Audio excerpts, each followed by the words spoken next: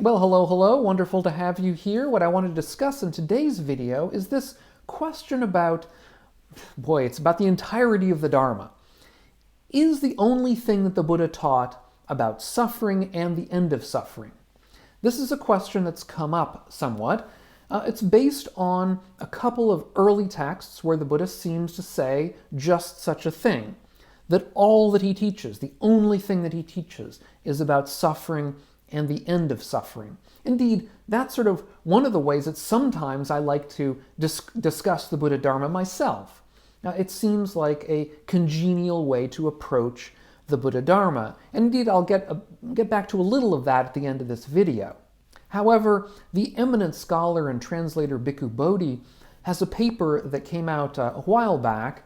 I believe it was in Tricycle Magazine. I'll leave a link to that paper down below in the notes, where he argues that this is actually not correct, that it's based on a misunderstanding, even a mistranslation of a couple of key points in a particular sentence that we find in an early Buddhist text.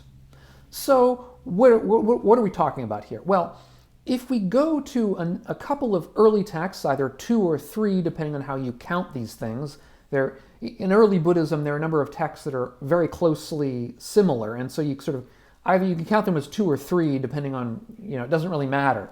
But in any event, a small number have this claim, which is translated as follows. In the past, monks, as now, I teach only suffering and the cessation of suffering. And this understanding of the Dharma leads to a radically narrowed kind of picture of what the Buddha taught. It's one that fits very nicely with a sort of pragmatic and down-to-earth kind of understanding of the Dharma, and for that reason, it's one that I find personally congenial. I think it's a very good way to approach the way the Buddha taught, is to understand that the Buddha taught only about suffering and its end, and that was sort of the extent of it.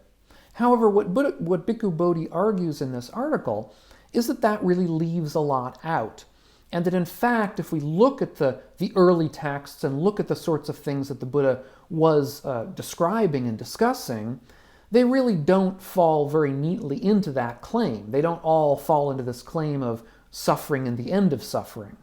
For example, the Buddha has a lot to say about the duties of a householder, over how to become wealthy, over what to do with wealth, over how to be reborn with your spouse into the next life if you want to, over the correct ways to live. And of course, he talks a lot about issues of cosmology, or not a lot, but a certain amount, over history and cosmology in different texts that seem to not fall neatly into this question of suffering and the cessation of suffering. And given that picture, given that the Buddha really talks about so much in the early texts, how can the Buddha claim only to discuss this very narrow set of topics?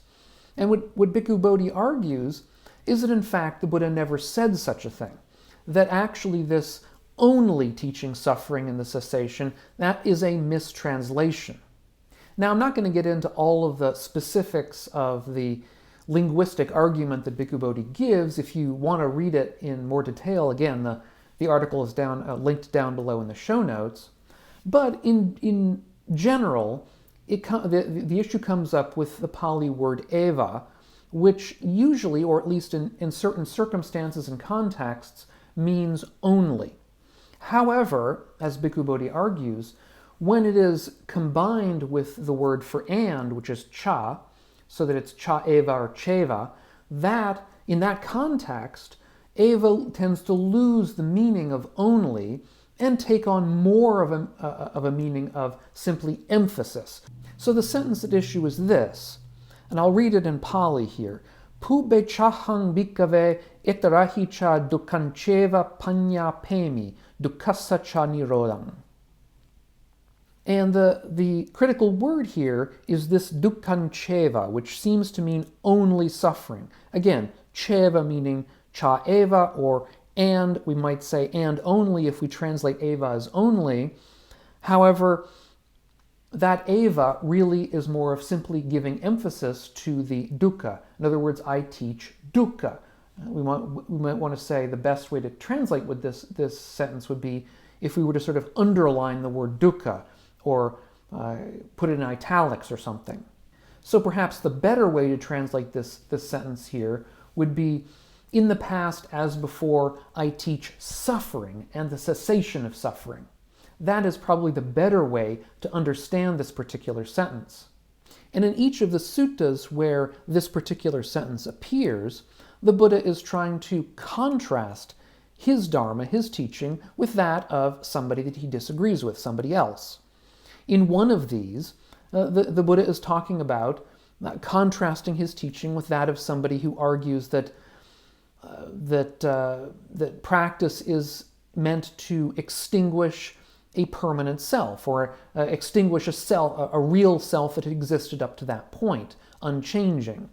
The Buddha says, I don't teach that. What I teach is about suffering and the extinguishment of suffering, instead of teaching about the extinguishment of a real being. And in the second case, the Buddha is contrasted with someone who teaches about the state of an enlightened being after death. Now, some of us may know that that is one of the Buddha's famous unanswered questions. What happens to an enlightened being after death? And so what the Buddha says is, I don't teach about the state of an enlightened being after death. Basically, that's one of the questions I don't give any answer to. What I teach about is dukkha and the ending of dukkha. So basically, I think what the Buddha is saying here is that the central part of his approach to the Dharma, of his approach to practice, is indeed around dukkha and its cessation. That is, of course, we're talking about the Four Noble Truths, first and second noble truths, third noble truth, and the fourth noble truth being the path, all are around that very topic. So to that end, we might say that although the Buddha never explicitly says in these particular sentences, he never explicitly says that he only teaches about suffering and its cessation, or dukkha and its cessation, nevertheless, there is a good sense that we can make that that's true, that in fact the Buddha really does only teach those things. Now, why would I say that? I mean, in other words, I'm sort of going against Bhikkhu Bodhi a little bit. Well, I think if we expand our horizon slightly, we can make that claim. In other words, what am I saying here? What I'm saying here is that, yeah, of course, the Buddha doesn't only talk about suffering, as I've mentioned here, and of course you can see many of my videos where I talk about the Buddha, what we find in early Buddhism. The Buddhism talks about a wide range of topics. However, there is a sense in which all of the topics that the Buddha talks about come back to suffering and the cessation of suffering in an important sense. As Bhikkhu Bodhi himself says, I believe in that very article, that the Buddha's words are intended to lead to the welfare and happiness of the hearers. That is, whatever the Buddha was talking about was intended in a certain sense to minimize suffering. Now, not everybody is prepared right now to head for nirvana. Who among us really is? We may be on a path that may eventually lead there, but right now we're not really quite ready for it. And to that extent, the Buddha would see, let's say, a householder who was not a monastic, who was not a professional practitioner, but what the Buddha would give them a discourse in was ways to minimize suffering, to better make use of their wealth, to make use of their wealth to the greatest possible benefit, to help them get a better rebirth, to help them live a happier life. These are the kinds of things that the Buddha was trying to teach, which, while they didn't directly lead to the end of suffering, they at least led to minimization of suffering. That is, be kind, be compassionate, act ethically, use whatever wealth you have in ways that are skillful. The kind of suggestion that I gave at some of my videos a while back, which I still should repeat from time to time, of helping us to live wiser and kinder and calmer lives. That is really the import of what the Buddha had to say. That is, that we can understand all of the Buddha's teachings as essentially ethical teachings, as leading us to the best sort of life in the sense, the original sense of ethics back in, let's say, that the days of ancient Greece, where that was one of the things that they taught. Ethics itself is an ancient Greek term, that's why I'm talking about it here. But we can frame Buddhism, the Buddha Dharma, in ethical terms alone. And indeed, to that same end, this question about whether what the Buddha taught is a form of philosophy, a form of ethics, that's one way to look at it.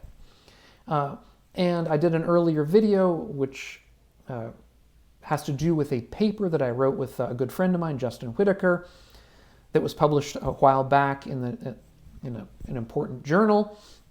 I will leave a link to that video up here on the screen where I discuss that paper, in case this is a video from a while ago, but I think the points that I make there are still very valid, and if you haven't seen it, here's a chance. Thanks so much for watching. If you're getting something out of this video and these videos of mine, consider taking a look at my Patreon page, which is linked down below in the notes, and see if you want to help support the channel. Meanwhile, I hope you're doing well, and we'll catch you on the next video.